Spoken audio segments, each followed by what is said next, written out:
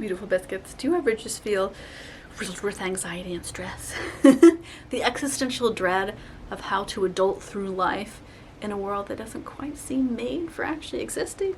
Yes, sometimes I do too.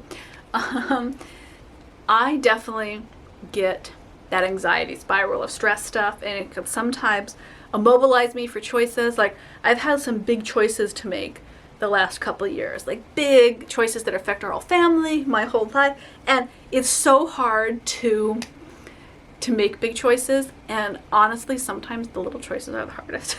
I've been trying to set up this one bill on autopay. It's like my water bill, and the stupid website will not do it. So every month I have to remember to pay my water bill at the right time, because they're really predicting about when that window is.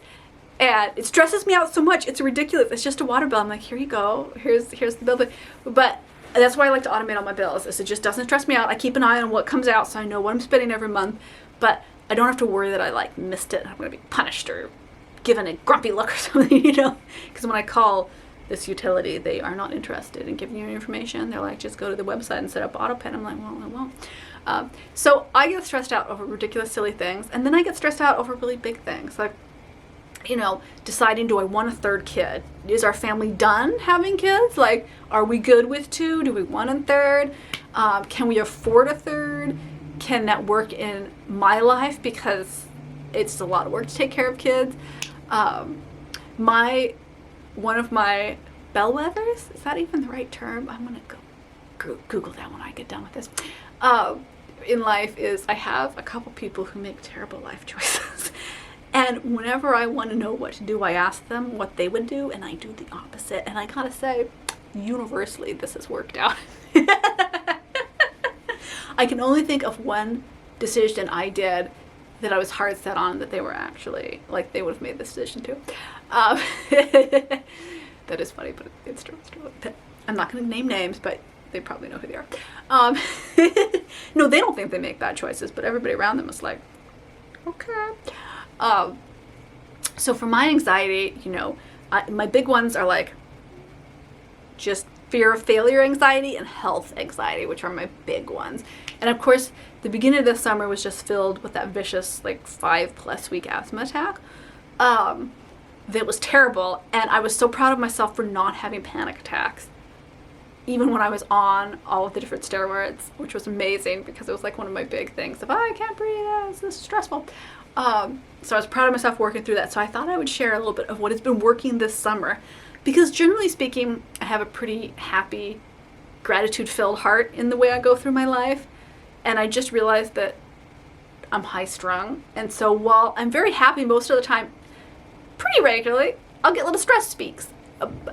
And if I don't watch that stress level, and it's mainly my reaction to things that I have to watch, then I'm going to spiral into an anxiety spiral, and it might even cause a panic attack, right? So what I have been doing is I have been getting some more sunshine. I have been sitting out in my back deck, which I don't really like to do because it's kind of loud on my back deck, but I sit out there and, you know, I'll sun my tummy or I'll sun my bottom and my legs, because I read that it's good to sun fatty spots of your body because your body is going to metabolize and create vitamin D faster that way.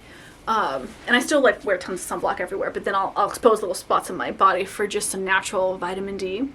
And I've been taking a whole bunch of vitamins and minerals, mainly focusing on minerals actually, to try and lessen my anxiety, because I think I just have a big mineral deficiency, and I think I have for years. If I had a decent doctor, they could run some kind of panel, but my doctor is useless, so I'm not even going to try. I should Google that. I wonder if there's like a test you can get on the internet, you know, where they like send you the stuff and you send it back to their lab to get a mineral, because my doctor really is just utterly useless for anything. Amazingly so, actually. I'm like, did you graduate medical school? Is this a joke? I've got to change doctors, but that takes a lot of work. And I gotta say, the combination of naturally creating that vitamin D, which is a great mood stabilizer, and getting a lot more minerals into my diet, I think has really helped me. It's helped me feel healthier, which is great for health anxiety, and it's also just made me feel calmer.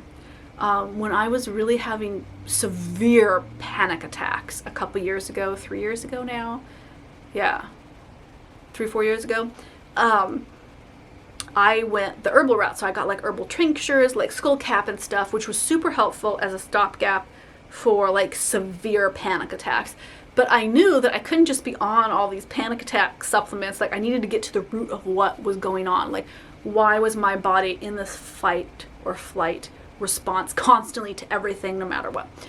And so for me, getting my mineral levels right, getting my vitamin levels right have been really important, because it's allowed my nervous system to calm down and to have that base layer of minerals and vitamins to help my brain function a little bit more calmly, right? Because I think my natural inclination in life is fabulously joyful, high-strung, easily stressed out, right? That's just who I am.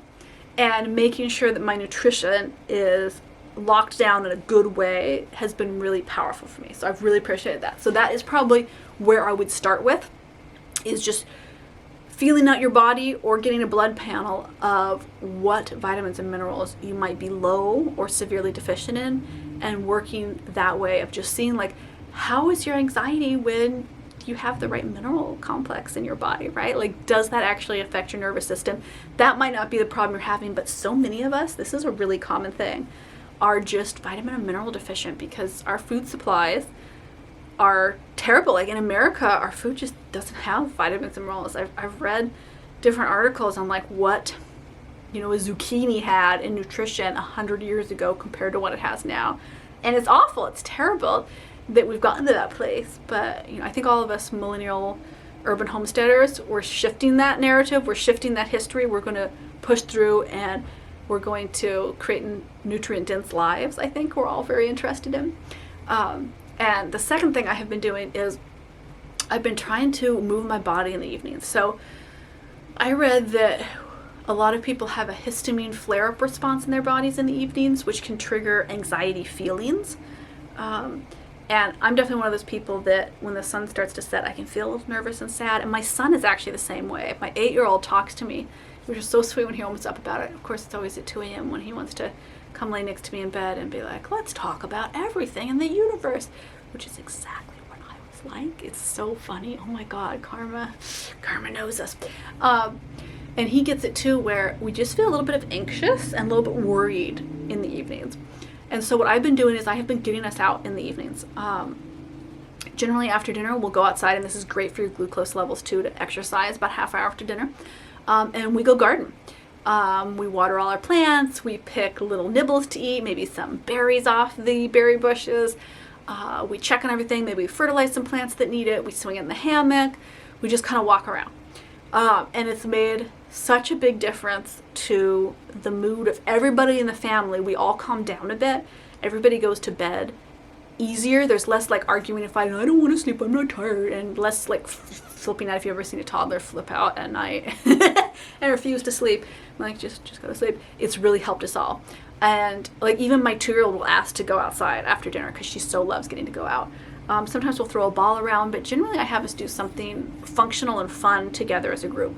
So watering the garden, picking fruits and veg, fertilizing things, checking on our flowers, checking to see if any of our plants are ready yet, making it into this like adventure in the yard where they're helping with all this stuff that we get to interact with and touch and get the soil on us for those great bacteria that make us so happy, because the bacteria in soil can be a really wonderful mood booster.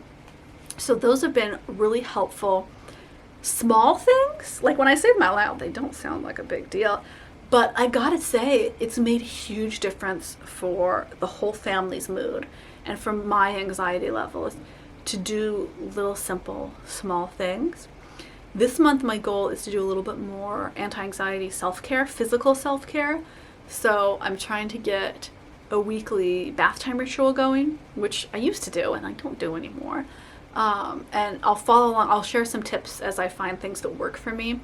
I'm going to get back into the magnesium soaks and the herbal soaks, relaxation bath routine. Then, when you get out of the bath, what you're putting on your skin, the scents, the textures, everything that can be really grounding for anxiety. So I'm experimenting with that. And then when I come with solutions that I think actually work, that's handy. So no matter what the space you're dealing with in your life, of physical space and time space for anxiety hacks, that's not even a hack, it's just anxiety solutions to help lower your anxiety. there are such subtle little tweaks to your lifestyle you can make that are huge, and that for me have made a giant difference in just general calmness, which is wonderful. One of my favorite sensations is just feeling calm.